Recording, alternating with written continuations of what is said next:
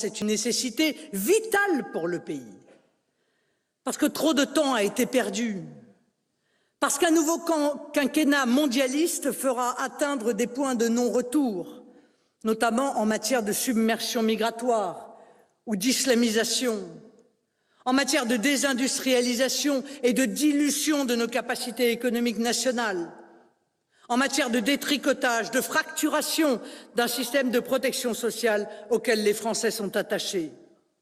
Il n'y a pas d'autre option que de gagner. Mais comme vous le savez, comme nous le savons depuis le temps que nous combattons, une victoire, ça ne se décrète pas, ça se construit. Et chacun d'entre vous, comme chacun des militants de la cause nationale le sait, y travaille avec ardeur et modestie, avec intelligence et avec esprit de camaraderie. Vous n'ignorez pas, mais je vous le redis, chaque action qui est ou sera faite dans vos villes, dans vos villages, chaque rue visitée, chaque tract distribué, chaque nom intégré à un fichier, chaque poignée de main serrée, chaque visite à domicile ou chez des commerçants contribuera à notre victoire collective et donc finalement à la victoire de notre cause.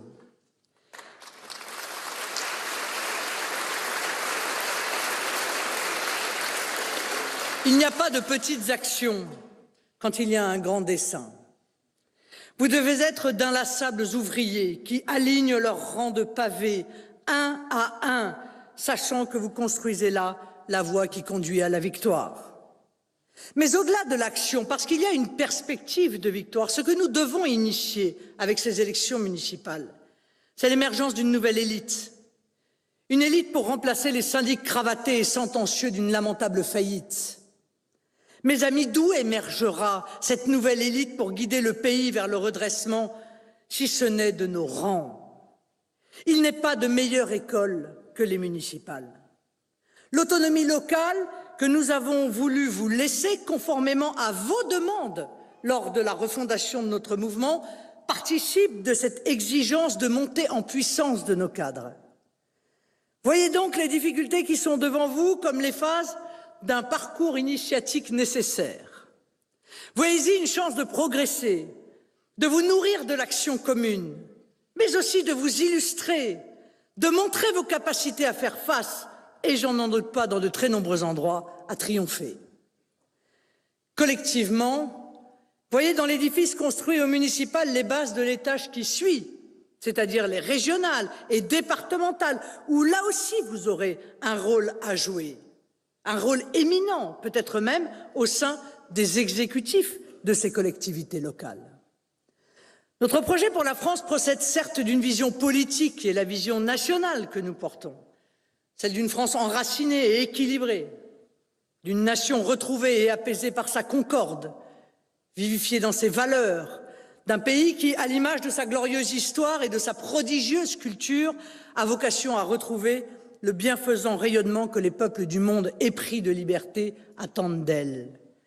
Mais notre projet procède aussi du pragmatisme, du réalisme et du respect des particularismes locaux et municipaux. La grande question des prochaines années sera de retrouver les grands équilibres. Cette question sera centrale dans le débat politique, y compris au cours des échéances nationales qui suivront. Qui peut penser que des déséquilibres qui s'installent partout puissent être facteurs d'ordre et d'harmonie?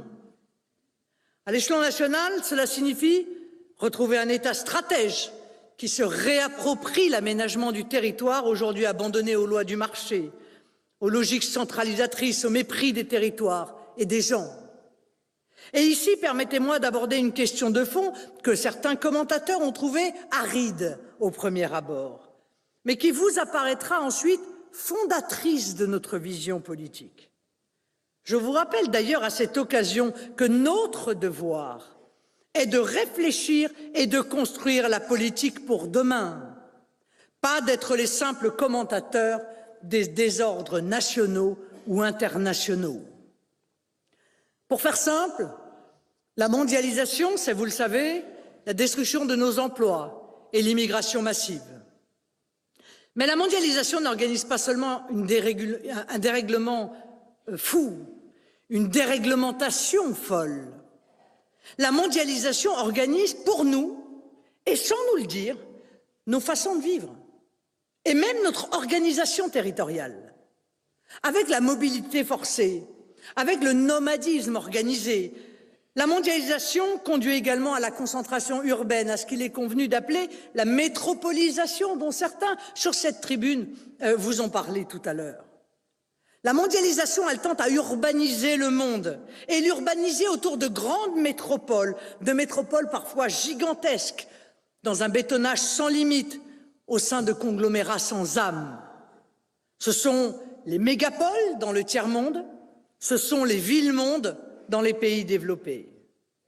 La plaine est morne, hélas, et ne se défend plus. La plaine est morne et morte, et la ville la mange. C'est ce que décrivait le poète visionnaire Émile Verhaeren dans les campagnes hallucinées et les villes tentaculaires. À la lumière de la première révolution industrielle, il savait combien la nappe urbaine pouvait charrier avec elle la misère sociale et humaine, l'angoisse et le déracinement, la désespérance sociale et finalement le légitime sentiment de révolte. Aujourd'hui, en 2020, que voyons-nous aux abords de nos villes? Ou même, mon cher Federbusch, au cœur de la capitale, des campements de tentes et de bâches, de véritables favelas de tôles et de cartons, des cohortes de gens venus du monde entier qui bivouaquent dans nos rues sur des cartons ou dans des sacs de couchage.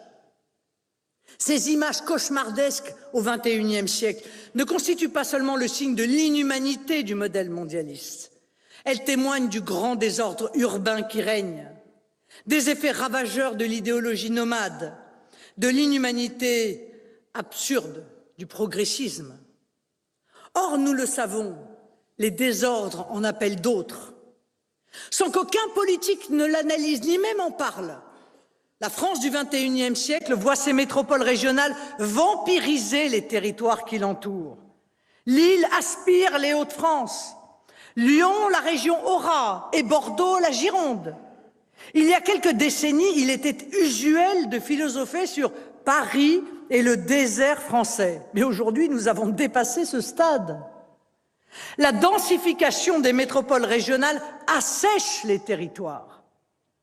La fracture territoriale que les Gilets jaunes ont mise en avant dans un cri de souffrance est une réalité criante, tellement criante, qu'elle sera, j'en suis convaincu, un des grands enjeux de la présidentielle. Sans qu'aucun politique ne s'en inquiète, la ville se développe, s'étend, se construit sans même que la vision de la ville ne soit portée sur la place publique, ne fasse l'objet du moindre débat démocratique. Voulons-nous, une fois de plus, laisser aux urbanistes progressistes le soin de concevoir notre cadre de vie? Voulons-nous encore faire de nous les cobayes de leurs expériences architecturales, avec les grands ensembles, avec Sarcelles ou le Mirail? Non, merci, on a déjà donné.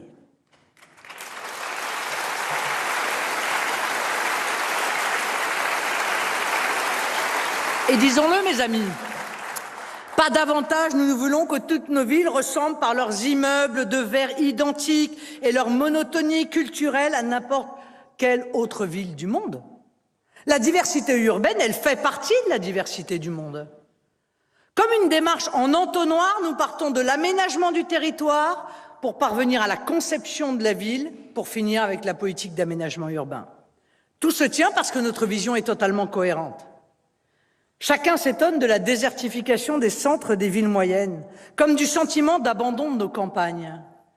Mais croyez-vous que des subventions ponctuelles à quelques commerces pourront revitaliser durablement un centre-ville si aucune richesse n'est plus produite dans la commune? Croyez-vous que les lignes secondaires de voies ferrées pourront être viables si elles ne sont pas durablement soutenues par une logique économique? Croyez-vous que nous pourrons répondre à la désespérance sociale de territoires rongés par le sentiment d'abandon sans une politique volontariste? Croyez-vous sérieusement que l'on réussira à convaincre des familles, des jeunes couples de s'installer dans des déserts privés de transport, de maternité, d'écoles, de commissariats, d'entreprises? Trouvez-vous normal que le prix du mètre carré à Paris dépasse les 15 000 € lorsque l'immobilier de province des appartements, des immeubles, des demeures et même des châteaux ne valent plus rien parce qu'il n'y a plus d'acquéreurs, réduisant à néant l'effort de générations entières pour se constituer un patrimoine et le transmettre aux générations futures. Dites-moi qui mettra 35 000 € pour rénover la toiture d'une maison dans un coin charmant de province lorsqu'elle vaut difficilement 50 000 € à la revente. On le voit si rien n'est fait. L'évolution va conduire la France à voir son patrimoine immobilier glisser vers la ruine. Il y a eu une politique de la ville, mais y a-t-il eu une politique des campagnes ?